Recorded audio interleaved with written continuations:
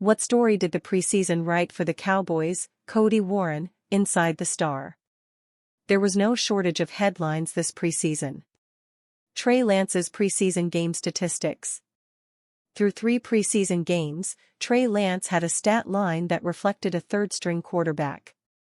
In his first preseason game against the Los Angeles Rams, Trey Lance completed 25 of 41 passes with no touchdowns and no interceptions. He had 188 yards passing with 4.6 yards per catch. A 60% completion percentage will not work in the NFL. Neither will the quarterback rating of 72.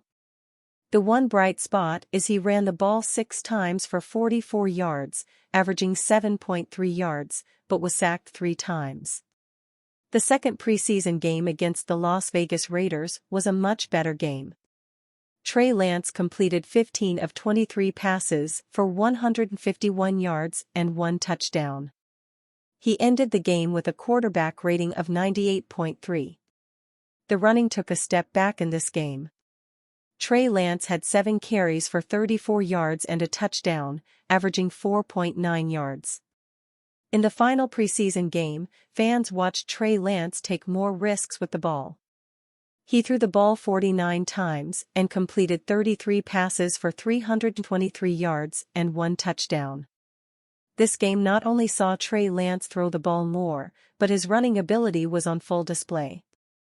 He ran 11 times for 90 yards and a score. The downside to Trey Lance's passing was more evident by the 5 interceptions he threw, which ended a few promising drives. It is time to close the book on Waletzko's Cowboy career. Waletzko was drafted in the 5th round in 2022 with the hope that he could develop into a swing tackle. Through 3 full preseasons and only 4 regular season game appearances, it is time for Dallas to move on for good. Waletzko got to start the final preseason game and was lined up at right tackle. He committed a holding penalty on the offense's second drive and was called again for holding in the 4th quarter. Waletzko saw plenty of playing time in the first 2 exhibitions, but this game was a huge opportunity to play his way into a roster spot, and he might now be on the outside looking in. Overall, the Cowboys expected more of Waletzko when they drafted him, but have constantly had to bring in more tackles. Waletzko came in with question marks when he was drafted, and those reservations have been justified the last 2 preseasons. With Asim Richards making strides in his development, it is hard to imagine Dallas finding a place on the roster for Waletzko. The preseason finale is the last chance for players on the bubble to tip the scales in their favor, and several Cowboys did just that right out of the gates Saturday. On a 14-play possession that covered 85 yards and chewed up the first 7 minutes of clock, a handful of Dallas hopefuls helped bolster their case for either a final roster spot or a better ranking on the depth chart. Luke Schoonmaker, Malik Davis, Jalen Cropper, Deuce Vaughn, Ryan Flournoy, and Tyron Billy Johnson all made noteworthy plays on that opening march. CeeDee Lamb's contract saga has dominated headlines in Dallas during the preseason, but it's starting to become an even more pressing issue for the Cowboys. Head coach Mike McCarthy understands the need to get a new deal inked with his star wide receivers, so he's ready to play when the regular season begins. The Cowboys coach made it clear to reporters this week that there needs to be a healthy plan to integrate Lamb into the team's plans if he ends his holdout and signs a new contract. There's still significant optimism on both sides that a new deal can be struck, but time is becoming a real factor between the team and the talented pass catcher. You got to have a healthy plan. Yeah, definitely. We've got to be smart there and just use good judgment. And that'll be the case. But yeah, I think it's just the reality of where we are. So, we'll deal with it one day at a time, McCarthy told John Machota of The Athletic.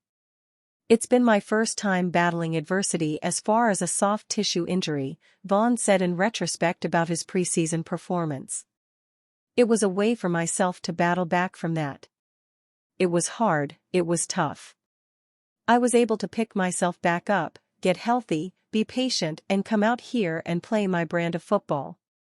The running back room also looks a lot different than it did a year ago when he was trying to find a role behind Tony Pollard and Rico Dowdle. This time around, the argument could be made that the Cowboys are seeking out his role in order to find a playmaking force out of the backfield. "For myself, I'm just coming in and proving myself all over again," he said. "Trying to get 1% better every day throughout camp. Just come out here and play my brand of football and put good things on tape every single day. I've always been a guy that whatever is asked of me from a program or organization, I'm gonna go and do. I'm gonna put my head down and go attack it with hard work. Whatever I have to do to give my team an opportunity to win, I'm gonna go and do." While his injury at the beginning of camp set him back, Vaughn has made a big late push to prove to the organization that he is worthy of one of the 53 spots on the roster after Tuesday's cut deadline. "I feel like I've done everything I can do as far as the hard work and the preparation. Doing everything I can to put my best foot forward. It's in God's hands. These next few days, I'll be with my family and be thankful." In a matter of days, the team will have to whittle things down to the final 53-man roster, and there are some difficult decisions to be made. One of the most difficult decisions will be determining which tight ends to move forward with. The Cowboys have her deep at the position, which makes figuring out which players will make the cut that much harder. After star tight end Jake Ferguson and former second-rounder Luke Schoonmaker, the position is up in the air. Following Saturday's preseason finale, Cowboys owner Jerry Jones spoke to reporters about the final roster and noted the tight end position will be very interesting. It was expected that fullback Hunter Luepke was a roster lock, but Jones' comments make you wonder if the team could decide to keep a more versatile tight end over their traditional fullback.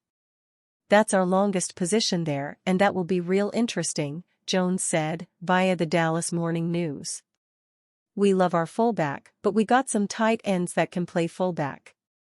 The tight ends competing for the final spots are Peyton Hendershot, John Stevens Jr., Brevin Spanford, and Princeton Fant. NFL superstar QB hailed to have best rookie season in last 10 years. Over the years, the NFL saw various stars come out of their rookie seasons to become massive names in the league. As such, the best first-year campaign that has emerged from the last decade belongs to no other than Dallas Cowboys' Dak Prescott. Prescott was selected by the Dallas Cowboys in the 4th round of the 2016 NFL Draft. Initially intended to be a backup, he became the Cowboys' starting quarterback after Tony Romo was injured in the preseason.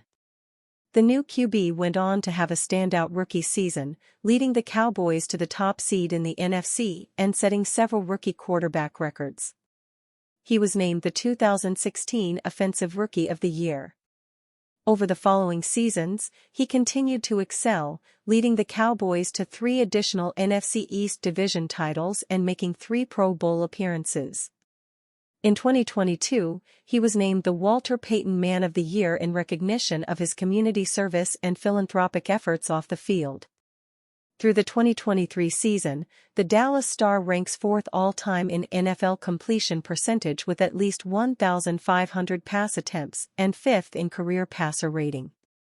He has established himself as one of the league's premier quarterbacks, known for his accuracy, decision-making, and leadership. Despite suffering a significant ankle injury in 2020, he bounced back to have another Pro Bowl season in 2023, leading the NFL in passing touchdowns. At just 31 years old, the QB appears poised to continue his ascent among the league's elite signal callers in the years to come. Dallas Cowboys' Dak Prescott's first-year campaign named as best rookie season in last decade. As it stands, Prescott's first year in the league has been heralded as the best in a decade. This can be seen in an analysis by David Kenyon for Bleacher Report. Yes, he inherited a favorable situation from an injured Tony Romo. But if Dak Prescott hadn't played so well, the Dallas Cowboys would have promptly turned back to their veteran QB. Instead, it became Prescott's show. Dallas lost the opener but rattled off 13 consecutive victories behind the rookie duo of Dak and running back Ezekiel Elliott. Prescott tallied 3,667 passing yards and 23 touchdowns to 4 interceptions, chipping in 282 yards and 6 more scores as a runner. Though the Green Bay Packers knocked the Cowboys out of the playoffs in the divisional round, Prescott cemented himself as QB1 and ended Romo's tenure in Dallas. In addition to a Pro Bowl nod, Prescott earned AP Offensive Rookie of the Year and ended 6th in MVP voting, Kenyon wrote. Just last season, the Cowboys star has solidified his place among the top-tier signal callers in the NFL. According to a recent ranking by PFF, he is the 6th best quarterback entering the 2024 season, trailing only the likes of Patrick Mahomes, Lamar Jackson, Joe Burrow, Josh Allen, and Justin Herbert. The QB is coming off an MVP-caliber 2023-24 campaign, setting career highs in completions, completion percentage, and quarterback rating. Of course, this won't be possible if the Cowboys star didn't have a stellar rookie season during his first year in the league. Cowboys finally express concern over Ceedee Lamb holdout. Week 1 is quickly approaching and the Dallas Cowboys still don't have superstar wide receiver Ceedee Lamb in their building. Lamb missed all of the preseason, holding out for a new contract. The sides appear to be getting closer to an agreement, but the clock is ticking. I think there's urgency on both sides. Just once again, this is business, Cowboys coach Mike McCarthy said on Saturday, August 24. What goes on there is really between the individuals in the room. But yes, I think everybody involved wants to get it done. Lamb has been preparing on his own for the season. The team is confident that he'll be in shape when he returns, but plans need to be put in place to ensure Lamb is ready to roll for the opening kickoff, if a deal gets done. You got to have a healthy plan. Yeah, definitely, some concern, McCarthy said. We've got to be smart there and just use good judgment. And that'll be the case. But yeah, I think it's just the reality of where we are. So, we'll deal with it one day at a time. Ceedee Lamb breaks silence with video amid Cowboys holdout. Lamb has been quiet during his holdout. However, the 3-time Pro Bowler sent a message through a video he posted on social media. Still waiting on that phone call, but until then we grind, Lamb said in the video. Control what I can control, and that's to be the best version of me.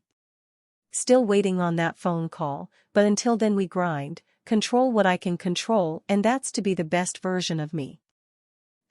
#Dallas Cowboys. Dallas' latest reported offer to Lamb is approaching $33 million per year, per Calvin Watkins of the Dallas Morning News. That would make him the second highest paid receiver, behind only Justin Jefferson, $35 million. The Cowboys have some work to do, and they're trying to find the sweet spot with Lamb. The stage is set for Dallas to place an urgency on Lamb, the wide receiver, ESPN's Jeremy Fowler reported on Sunday's SportsCenter. To get that deal done, it's going to cost them well above $30 million per year. Ceedee Lamb's trying to get as close as he can to that Justin Jefferson market of that $35 million a year. So, they're trying to find a sweet spot on all of those points. Cowboys owner Jerry Jones unwilling to give update on Ceedee Lamb. Cowboys owner Jerry Jones has given sporadic updates on the contract talks with Lamb, often expressing optimism. However, his tone changed on Sunday when asked about his Lamb. I don't have any updates, but we are near the season starting, Jones said. Listen, we got a lot of things to talk about. I'm only talking about who's here. Jerry Jones was asked multiple times about getting a contract done with Ceedee Lamb before the season starts. The Cowboys owner wanted no part of discussing the topic. I don't have any updates. We got a lot of things to talk about. I'm only talking about who is here. The Cowboys have called the negotiations with Lamb challenging, pointing out that they're also trying to get deals done with Dak Prescott and star linebacker Micah Parsons. All three will likely become the highest-paid players at their positions on their new deals. We're trying to, a little bit, play Houdini and how to keep all these guys around Dak and keep these players we were fortunate enough to draft, Jones said on the Snoop City podcast in July. When you start stacking them up like that, it's a challenge. Not that it's not doable, but you certainly have to have some give and take if you want to do that. There's no excuses, but we think we can get this done. We know we can get it done. It just takes time. Lamb finished last season with a league-high 135 receptions for 1,749 yards and 12 touchdowns.